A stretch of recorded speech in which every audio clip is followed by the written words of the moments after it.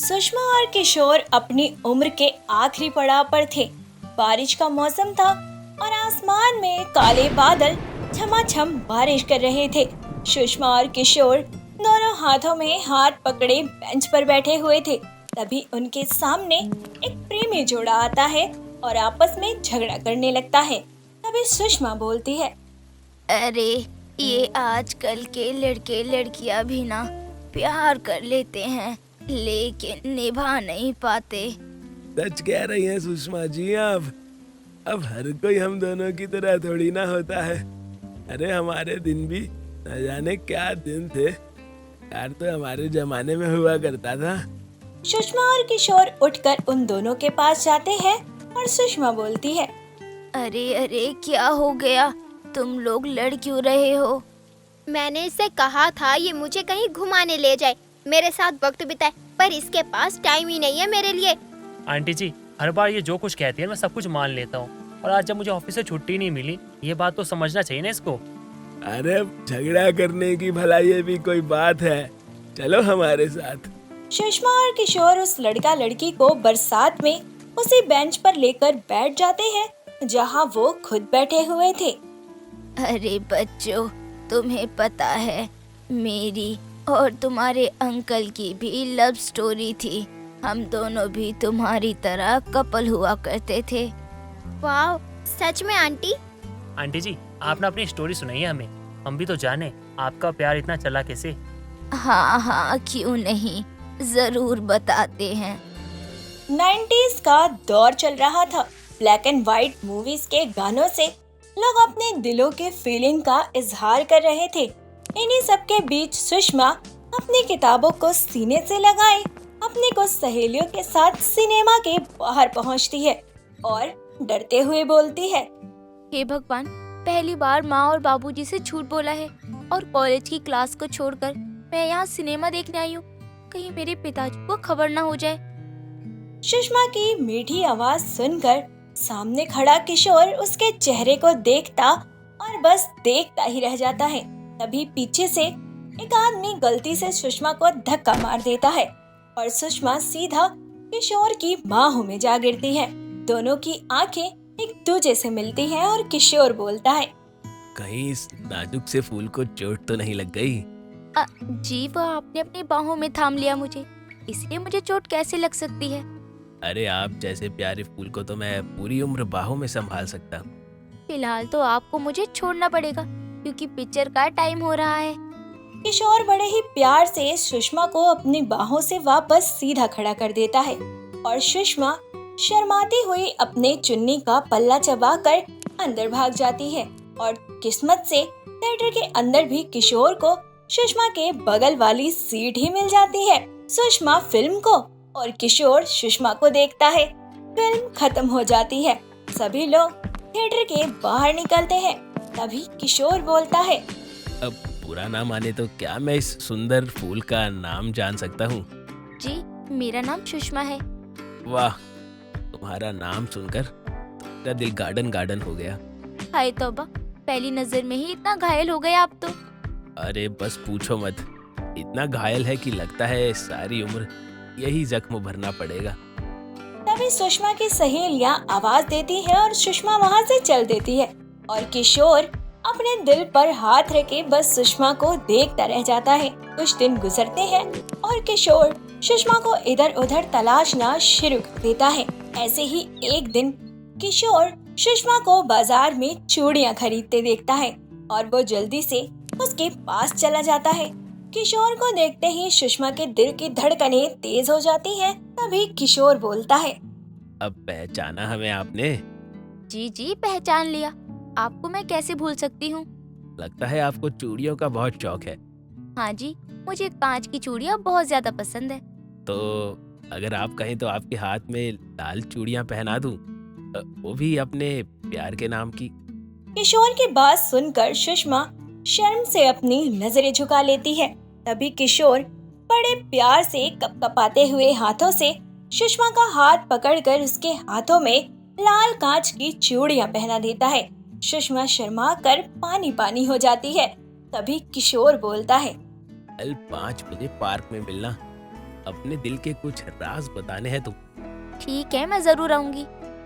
इतना कहकर दोनों हंसते मुस्कुराते अपने अपने रास्ते हो जाते हैं और दुनिया वालों की नजरों से छुपते छुपाते किशोर और सुषमा एक दूसरे से पार्क मिलने पहुंचते हैं और दोनों पार्क में लगे एक बेंच के एक एक तरफ बैठे होते हैं।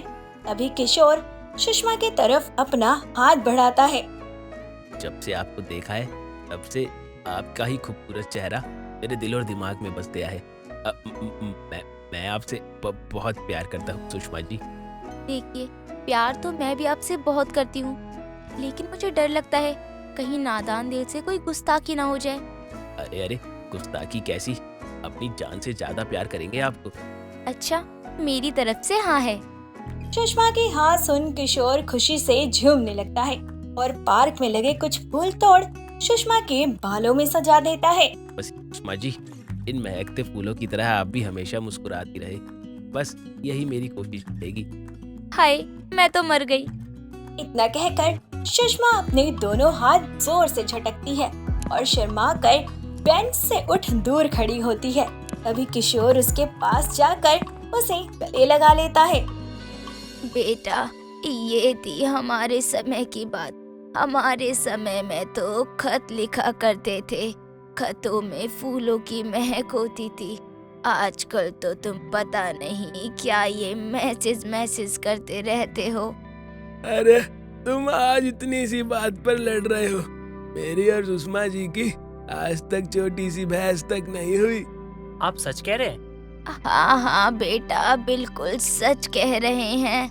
तो आपकी शादी कैसे हुई थी अंकल आंटी, बताइए ना। शादी तो बहुत ही प्यारी थी हमारी, तो हुआ कुछ यूं था कि प्यार के पंछी बन किशोर और सुषमा कभी भट्टों का मजा लेते तो कभी सिनेमा जाते तो कभी टपरे की कटिंग वाली चाय पीते और गाने गाते। ऐसे ही एक दिन जब किशोर अपने प्रेम पत्र का हवाई जहाज बनाकर सुषमा के चौबारे पर लैंड करवाता है तो वो प्रेम पत्र सीधा जाकर सुषमा के पिता मोहन के पैरों में जा गिरता है और मोहन उस पत्र को उठाकर पढ़ते हैं। कभी कभी मेरे दिल में ख्याल आता है कि जैसे तुझको बनाया गया है सिर्फ मेरे लिए अब से पहले तू सितारों में पल रही थी कहीं, तुझे जमीन पर लाया गया है सिर्फ मेरे लिए। मेरी प्यारी सुषमा, जब से तुम इस जीवन में आई हो मेरा जीवन कीचड़ से निकले कमल की तरह हो गया है। मैं प्यासा हूँ तो तू सावन है, मेरे दिल की तू धड़कन है, मेरी दुनिया ये नजारे। मैं इस जन्म से हर जन्म तक बस तुम्हारा हूँ मेरी सुषमा। इस खत को लेकर मोहन सुषमा के पास जाता है। सुषमा अपने पिता के हाथों में प्रेम पत्र देख थर थर कांपने लगती है और हाथ जोड़ते हुए बोलती है, पिताजी आप गुस्सा मत कीजिए। मैं आपको इन सब के बारे में बताने वाली थी, पर मैं बहुत ज्यादा ही डर गई थी। मैं आपसे कहूँ तो कैसे कहूँ? पिताजी, किशोर बहुत अच्छा लड़का है। पिताजी, बस एक बार आप उससे मिल लीजिए।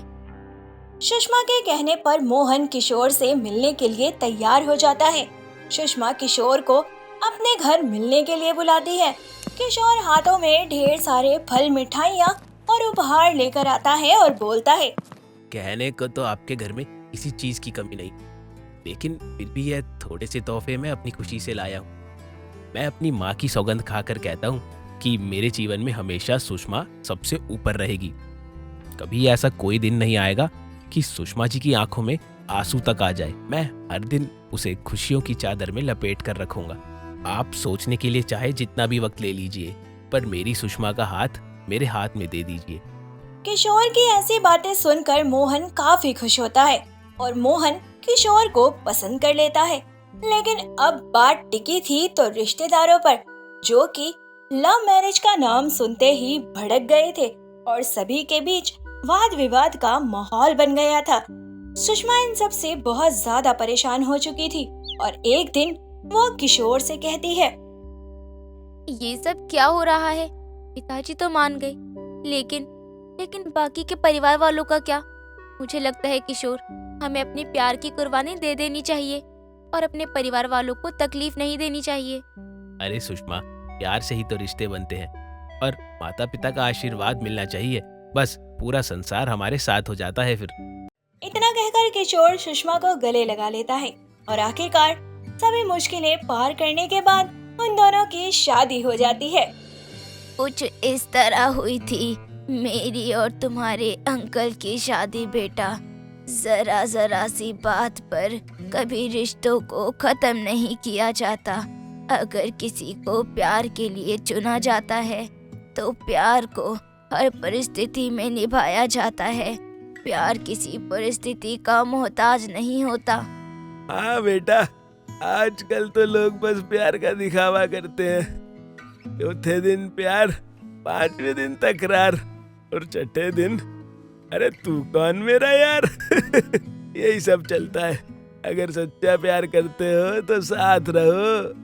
किशोर और सुषमा की बातें सुनने के बाद वो लड़का लड़की एक दूसरे को सॉरी बोलते हैं और हंसते मुस्कुराते चले जाते हैं। वहीं किशोर और सुषमा बारिश की उस रात में उसी बेंच पर बैठे अपनी बीती जिंदगी को याद करते हैं और एक दूसरे में खोए रहते हैं।